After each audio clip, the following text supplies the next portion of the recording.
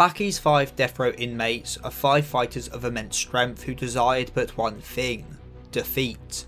They fought with all the means at their disposal, as they believed true defeat cannot come unless you use everything at your disposal and still lose. Yet ironically, despite all this, none of them really wanted defeat.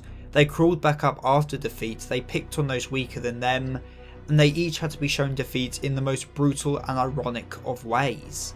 A man who bragged of his mastery of many styles, crushed by a man who only practiced one. A man who used any weapon at his disposal, slaughtered by a man who fought in the purest and most headstrong of ways. Each of these convicts faced defeat, a defeat they didn't want, and that's why they suffered the ways they did. If you find yourself entertained at any point during the video, then consider liking, subscribing and ringing that bell. Anyway, on with the video. The 5 Deathrow inmates, dangerous criminals, each incarcerated for the deadliest of crimes. 5 fighters who all yearned for one thing: to feel the true feeling of defeat. That is the reason these 5 escaped, and the reason they went on to fight. To try start a fight they would not be able to win. Or so they each thought. On the surface level, it may appear that each of the convicts share the same reasons for wanting defeat, but that is not true. There is nuances and differences to each of the 5, and as such they each experience defeat in their own ways, and so that is what we shall now explore. Spec. Spec is very arguably the strongest of the 5 inmates, and in a way has the simplest reasons for seeking defeat. And like each of the convicts, he had his main trick bested by someone who opposes it. Spec was a weapon specialist, being the only convict to pull a firearm in a fight. He doesn't give his opponents any openings, doesn't show them any respect, fighting in as unfair a way as possible. His MO is a sneak attack from behind, and so it's fitting the one to vanquish him is Hanayama, a fair man who takes on all his enemies' attacks without issue, who always attacks from the front in a straightforward way, a fighter who never uses weapons, who fights head on with nothing but his fists. In a way, he is the purest of fighters. Out of all of the convicts, Spec was the one who loved to fight the most. He didn't fight to feel superior like Dorian or Savosky, he fought because he loved it, and so his defeats came when it was proven he wasn't strong. Hanayama didn't use any tricks. Every time Spec got back up, he'd put him down again and again. Hanayama was the undeniable truth that he was weaker, that no matter how many times he tried, how many tricks he used, Hanayama, a man stronger than him, would put him in the dirt with the same true and tested fists. He kept fighting till he couldn't anymore, and that's the only way he could have understood defeat. No other fighter could have achieved this because they used tricks and techniques. No, it had to be a man like Hanayama, a man who no matter what would win in the same way, one who was strong beyond tricks, one who could be defeated not by tricks, but only by strength alone. Spec lacked the strength to topple the Yakuza, and so he faced defeat, unable to overcome one who, unlike him, stood truly strong. The fact he was so old was a testament to this belief that he was strong. He never got old and weak because nothing had ever shown him to be anything but strong. And so as soon as it was proven to him that he wasn't strong, that's when his body couldn't keep up the facade any longer. The illusion was broken, and so his body had to accept reality. Death is the only defeat. Spec believed this, but in an ironic way, even though he should have died, even after he accepted his death and as such his defeat, he was saved by the miracle of medical science, and he lived. He lived past death, what he defined as defeat. Yet confined in a coma, he now cannot engage in his love of fighting ever again. Dorian. Dorian is another inmate you could argue is the strongest. However, unlike Spec, he didn't believe in his own strength through testing himself against the strong, but instead against the weak. Dorian, more than any of the others, shows the irony of the inmate's philosophy. He seeks defeat, yet only fights those he is sure are weaker than himself.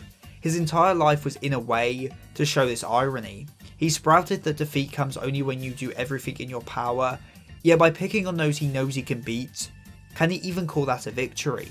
He bragged about being adept at many ways of fighting, that he was superior based on his skills, yet he was bested by a man committed only to one way of fighting.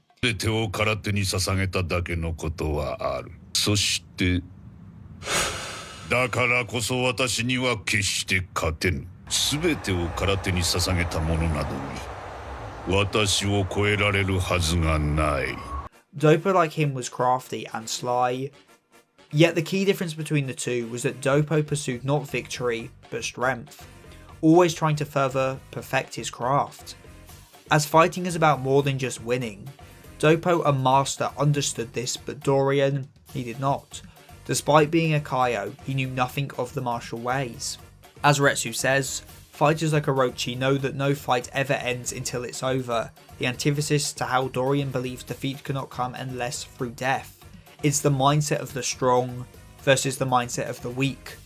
He spouted skills but couldn't back them up, something hilariously highlighted in the anime, where the subtitles of his words are literally pushed back up into his face by Dopo's attack.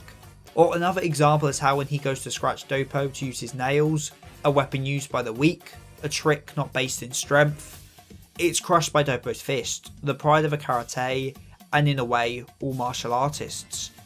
And in this fight, Dorian is dealt what he himself would define as defeat. He even monologues to himself how he tried everything, yet he could not overcome the man that was Orochi Dopo.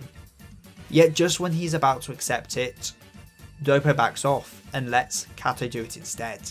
Kato, a man weaker than Dorian, who lost to him.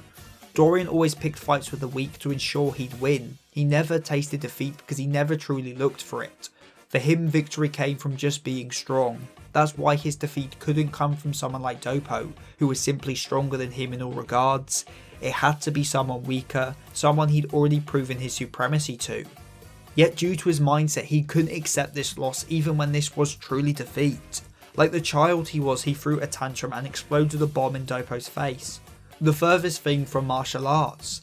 He couldn't accept that the man he acknowledged as strong would leave him to someone weaker. But as Retsu says, someone who is strong is someone who can break through their egotistic desires, which is why Dorian is weak. It's why in the end he comes to realise that using weapons undermined his wins, since he was fighting barehanded opponents, masters of their martial pursuits, with tricks to make up for his own lack of skill. He was a master in title alone. His defeat came from the death of his mind. He reverted back to the mind of an infant because he couldn't accept the harsh truth that he never won a single fight, and it was all down to his own mindset. Doyle. Doyle, unlike the previous two inmates, receives defeat in a form that can even be called constructive, that you can remain alive, be left to your opponent's mercy, and yet still have, without question, been defeated. Because Doyle was a prideful man, one too prideful to accept neither the help of others or defeat by others, yet in the end surrenders to a man who, unlike him, was humble enough to swallow his pride and admit defeat. Katsumi is like Doyle in a lot of ways, a arrogant and prideful fighter who enjoyed destroying the weak, a fighter who was taught many lessons through his fights, through the series, being humbled and growing into a kind and humble fighter. It's why he is the best to teach Doyle this lesson, because he was once much like him. Doyle was an assassin, a paid killer, yet unlike the other inmates he was far less cruel, killing the prison guards in a close to painless way. Now that's not saying he was a good guy by any means, but it shows why he, out of all the five, is the one to have at least some form of redemption. Because unlike Spec, who just wanted to fight, or Dorian, who wanted to crush the weak, Doyle wanted to be acknowledged as a fighter. It's why he takes such offense to Shinogi, saying he is not one. Yet this is once more hypocrisy on the parts of the inmates. He says that using any means is fine, but then when he sees Retsu use not only his martial arts, but his weapons too, he runs. He is beaten down and shown the first signs of defeat. Yet later on when he sees Retsu being mugged, he stands up for him. And why? Because in a way he admired Retsu. Retsu fought with both skills and weapons. He was the exact kind of fighter Doyle proclaimed himself to be. Yet he then goes on to almost burn down the dojo that saved him. The point being that he is conflicted inside, which is best shown when he faces Katsumi. It's similar in a lot of ways to what happens with Spec. Every time he gets back up, Katsumi beats him down again. But unlike Spec, who kept trying new tricks till it became evident it was his own strength that was lacking, Doyle threw aside his tricks and tried to fight with just martial arts. And of course against an actual martial artist, he lost over and over. But instead of realising his weakness and admitting defeat, he learnt a new lesson. Unlike his past fights, he didn't run away, he kept fighting even when he knew he couldn't win, something that forces Katsumi, the bigger man, to admit defeat. Even though he was the one in worse shape, even though he couldn't take Katsumi down once, he was deemed the winner, because Katsumi understood the truth of victory and defeat, and so he could recognise his own loss, a loss of not body, but spirit, because Doyle would never give up. And this is when Doyle understands defeat. He saw it firsthand, and by doing so came to understand that he had lost a long time ago. He bows to Katsumi and the two become friends. Through defeat, Doyle learnt a lesson. He learnt a more important truth, something which sets him apart from the other 4 convicts.